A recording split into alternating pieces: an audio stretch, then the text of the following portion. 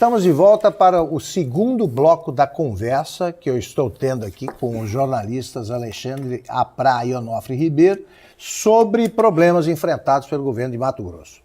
Onofre, você começou a falar sobre o comportamento dos políticos. Sim. Eu fico perplexo com a constatação de que mesmo com os avanços evidentes da Lava Jato, com gente presa, né, gente que se considerava condenada a perpétua impunidade está na cadeia, presidente da República é afastado, outro fica sob ameaça. Mesmo assim, eu tenho a sensação de que os políticos não percebem que o Brasil mudou. Eu acho que a eleição municipal já mostrou que o eleitor está sim levando em conta que o problema da corrupção é um dos critérios para o voto. E isso vai acontecer em 2018, na minha opinião. O que você acha? Aqui na eleição de Cuiabá, 2 anos atrás, para prefeito, o prefeito eleito teve uma margem de votos insignificante. Ele não representa a totalidade da população, elegeu-se com 33% dos votos da população. 33%. E não é porque tenha tido acusação de corrupto. Não foi isso. Essa discussão não teve na campanha de maneira forte. O que teve lá? As pessoas estão de saco cheio. Exatamente. Ela mora na rua, tem um número, tem um bairro. E ela sabe que o bairro dela... E o prefeito anterior foi bom prefeito, não foi omisso e nem teve escândalos. Saiu com índice de popularidade muito bem, bom. Tal. É um quadro que está no mercado aí para uma próxima eleição. As pessoas encheram o saco da política e dos políticos. Está na cara, muito claro isso. Aí você vai ter, este ano que vem, uma eleição, passando por esse episódio. Impeachment da Dilma, entrada do Temer, agora essa situação toda do Temer. A Lava Jato está fazendo um buraco que vai chegar no Japão já, né? Mas nos corredores palaciando e da Assembleia, essa informação não chega. Porque lá é um universo onde se cuida de negócios de outra natureza. Então ali é um mundo à parte, e eles não acreditam nisso. Não acreditam. Não, isso é coisa. Então, o que a gente está percebendo que está acontecendo é que a política perdeu o seu fundamento. Perdeu quando? Quando os partidos políticos se tornaram siglas de aluguel e não dão mais uma fundamentação ao eleito. Porque ninguém elege por seus belos olhos, ele tem que se eleger dentro de um contexto de partido que prevê uma certa relação com a sociedade. Vou dar um exemplo qualquer aqui. Partido Verde, por exemplo. Partido Verde, quem é do Partido Verde está conectado com a ideia de meio ambiente. O PT antes estava ligado à ideia de trabalhismo, trabalhador. Então, mas os partidos morreram na medida em que se tornaram propriedade de alguns donos, em função daquelas malditas coligações. E aí o político hoje é um freelancer, ele é um outsider. Cai aí de paraquedas e está tudo certo. Ele não tem uma estrutura partidária, uma armadura ética que seria o partido, com princípios, com regras e normas. Companheiro, sai fora, sai dessa que nós estamos percebendo que você está roubando.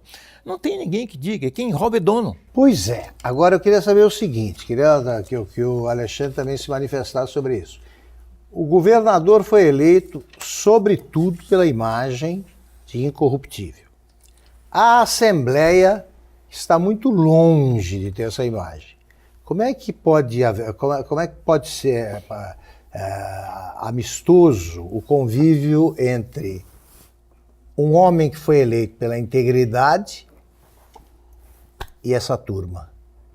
É complicado, até porque a atual base do governador é composta basicamente por os deputados reeleitos, deputados da outra legislação que também foram da base do ex-governador, né? Tem um deputado do PMDB que é situação 100% do governador, o deputado Romualdo Júnior, ex-presidente da Assembleia, hoje 100% de situação. Essa relação... E lembrando que no começo da gestão, ele foi investigado. Foi investigado pelo atual governo. Justamente. Inclusive, ele é investigado na operação Ventríloco, né, que é aquele esquema lá da Assembleia com a HSBC. Mas o que a gente vê, Augusto, eu acho, não só aqui em Mato Grosso, no Brasil. No Brasil. A gente vê a necessidade que o Brasil tem de se discutir questões macro em relação a, por exemplo, a reforma política, que não avança no país. A gente vem de uma cultura muito patriarcal, né? Os países menos desenvolvidos são os países que têm um sistema patriarcal, né? As sociedades mais evoluídas, os países escandinavos, têm um sistema alteralista, né? Onde a própria legislação do país impede a perpetuação do político, não existe político perpétuo nesses países. Aqui existe, propicia toda essa situação. Então, o Brasil a gente está vendo que cada vez mais problema, em todo quanto é lugar, é financiador de campanha, é corrupto, que está entregando aqui, está fazendo delação. A gente vai discutir nos assuntos micro e não discute os macros. Quer dizer, como que vai se organizar a classe política? Vai poder ficar se reelegendo? Vai na Suécia, tem o Sarney na Suécia, tem um Renan Calheiros, não tem, não existe. Então, assim, da mesma forma como na Suécia, não existe o agronegócio do modelo de Mato Grosso, que é o modelo de enriquecimento, que só fica para alguns e a sociedade pobre. Mas temos essa situação que você descreve, que é real, ela tem existe uma componente, né, que vai bagunçar tudo. O Brasil, no resto do mundo, você tem partidos à procura de eleitores. No Brasil, você tem claramente milhões de eleitores à procura de um partido ou candidato. Esse pessoal tem se expressado de que maneira? Pela abstenção, não vão, pelo voto branco, nulo, etc, etc. Só que agora o povo está acordando, pelo menos em alguns lugares, está acordando para essa realidade que tem que ser modificada. Tem 14 milhões de desempregados, esses caras acordam. Eles vão querer votar em alguém. Vocês acham que vai aparecer candidato que possa representar os descontentes, os decepcionados? O que você acha, Onofre? Não. Não tem? Não. Eu estou achando muito didática essa saída do Temer. Independente de gostar ou não gostar, vamos esquecer isso. Vai sair. Vai sair, ele já saiu. Na verdade, ele está ali apenas fazendo tentando uma saída de honra, né? Talvez quando esse programa estiver no ar... Exatamente, é bom registrar. Estamos gravando na sexta-feira. Então, o que é que você tem? Terá que vir alguém forte, representativo. Tem se falado no Nelson Jobim, né? É forte, representativo, com experiência no legislativo, no judiciário e no executivo. Uma pessoa que seja capaz de fazer uma transição mínima durante a qual se construa a ponte que vai gerar a eleição de 2018, ou talvez nem tenha uma eleição em 2018, porque é tão desastrosa a situação político-partidária do país que talvez não haja ambiente para fazer uma eleição para 4 anos decisivos para frente com esse modelo que está aí. Mas como assim? Aí como ficaria, não tendo eleição? Porque o calendário eleitoral é fundamental para a democracia. Sim, mas aí vai ter que se fazer uma construção, uma medida, uma PEC, né, uma emenda à Constituição, alguma coisa que no ambiente que está, você vai eleger mais outra turma igualzinha que está aí com nomes diferentes. E eu vou te dar um nome de... Com as mesmas práticas. Com as mesmas práticas. Vou te dar uma coisa que isso não funciona. Até 94, o Mato Grosso não tinha agronegócio. Tinha uma agricultura que caminhava para ser uma agricultura importante, mas não era. Não tinha o nível tecnológico que tem hoje, não tinha a expressão e o alcance que tem hoje. De 96 para cá, houve uma ruptura do poder político em Mato Grosso e grande parte do poder foi para as mãos de gente do agronegócio. Exemplo, o Dante era um político tradicional de Mato Grosso, terminou o mandato em 2002, o agronegócio fortíssimo, a China comprando soja e milho adoidado no mercado internacional.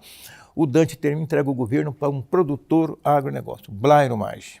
No Senado, aí começa a chegar, o agronegócio entrou na Assembleia, na bancada federal, com as mesmas práticas dos tradicionais coronéis, os despreparados, enfim, representantes de lobbies como serviço público, coisa assim.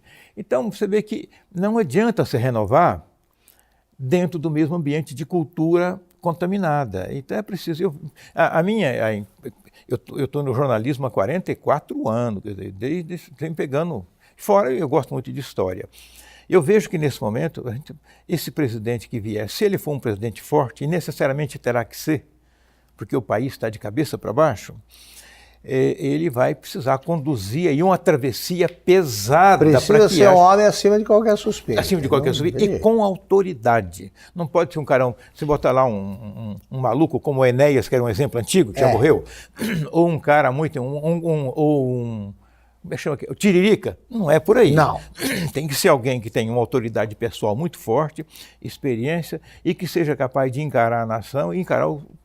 Nós não vamos ter eleição, vamos propor... Tem crescido as especulações aí em torno do Henrique Meirelles. É um nome a considerar pelo seguinte: foi o único que saiu bem nessa delação aí do Joesley Batista, porque o Joesley foi se queixar ao presidente do fato de que o Meirelles, que tinha trabalhado com ele como presidente do conselho e tal, não atendia aos pedidos que ele fazia. O pedido dele, por exemplo, era afastar a presidente do BNDES, troca alguém na CVM, tudo ilegal. E ele recusou. Foi. E ele é o sujeito que simboliza aí, que encarna a política econômica que começa a dar algum resultado. Esse cara não poderia ser um nome... Sim, pode. Para travessia. Travessia. São quantos meses? 18 meses. 18 meses. 18 meses. 18 eu acho que qualquer nome que vai surgir agora, Augusto, independente de quem for, é um nome paliativo e que precisa avançar. Essas discussões no país. Quer dizer, esse negócio... Mas ele o Meirelles, ele representa as reformas, né? Mas a questão, eu acho, as reformas... Você fala da reforma política. A reforma política, porque eu acho assim, o presidente não tem legitimidade para continuar tocando as reformas do país. O Congresso, menos ainda. O Congresso está atolado até o pescoço também, na Lava Jato, na Odebrecht, na JBS. E nas práticas conhecidas, agora, né? Eu acho que as mudanças que o Brasil precisa são mudanças estruturais que precisam, por exemplo, esse negócio da JBS. Quem que não sabia do esquema da... Como disse quem que foi? O Romero Jucá na interceptação lá atrás. Quem não conhece o esquema do Aécio? Quem não conhece o esquema da JBS? Pois olha, eu não conheço, mas você imaginava que ia tão assim, a gente imaginava porque a gente vê um grupo empresarial... A gente sabe que tem uma roubalheira ali, claro. Com um bolso cheio do dinheiro do BNDES distribuindo dinheiro a rodo para político em todo o país. Quer dizer, só um idiota para não ver que tinha alguma coisa ali. Quer dizer, então não é hora de discutir o financiamento público de campanha.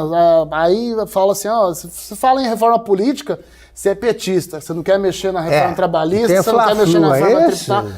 Mas não é, o Brasil precisa de reforma estrutural, porque eu falo, vai trocar os atores, e a gente está vendo aqui, saiu Dilma, saiu Lula e continua... Alexandre, eu vou retomar essa questão. O povo, sempre, o que se diz corretamente é aquilo, o Congresso representa o povo, eles foram eleitos pelo povo, então o povo votou errado, etc, etc.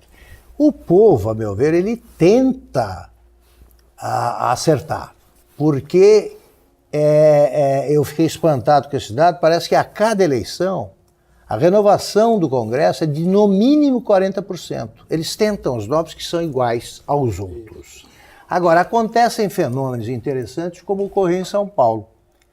Por que foi eleito o Dória? Porque ele não é parecido com os outros. E por que a popularidade dele tem crescido? Porque ele está cumprindo o que prometeu, o que é raro, e porque ele não tem rabo preso, nenhum. Vira candidato. Você está há 2 meses só administrando São Paulo, quer dizer, há uma ansiedade popular aí para encontrar alguém. Vocês acham que não aparece tão fácil? Aparecer, aparece. Agora, Mas o sistema que está aí é uma bacia de ácido, cai lá dentro e dilui. E como é que vai ser? Quem não garante que daqui a 2 anos a Câmara de São Paulo vai se fechar contra o Dória e ele vai ter que abrir, vai ter que entregar a secretaria? Por quê? Porque é o sistema. Então, assim, a gente está vendo aqui... Nós começamos falando do Pedro Táxi no começo, o Pedro Táxi teve que entregar. Ele veio com um secretariado jovem e técnico e teve que entregar. Então é sadia essa relação? O Pedro Táxi, que eu entrevistei no Roda Viva, que me pareceu incorruptível, pareceu um jeito que não ia fazer concessões desse tipo. Não existe mais. Não existe mais, teve que ceder. Ou cede ou não fica. Cede ou não fica. Emparedam ele. Fica emparedado. Como é que a gente escapa disso? Emparedaram Aqui ele na e no RGA. Brasil. Né? Na Eu acho que RGA é ele foi reforma emparedado. política. Mas quem vai fazer a reforma? Porque os A reforma caras... política não pode ser feita É pelo o povo Congresso. Eu acho que pressionando. tem que ser o povo E o povo pressionando. pressionando. Porque se você esperar uma reforma, por exemplo, nos protestos de 2013, a reforma ia sair. O Congresso vai se mobilizar para fazer. O Congresso, como Você dizia o Ibsen Pinheiro, faz o que o povo quer. Eles Os protestos de ameaçados, junho de 2013, ameaçados todos- eles reagem. Agora, se não pressionam... afrouxou, É isso. parou a reforma política lá. Bom, tempo passa quando a conversa é boa. Vamos para um ligeiro intervalo. Voltamos já para o terceiro bloco. Terceiro e último bloco da conversa com Onofre Ribeiro e Alexandre Aprá. Até já.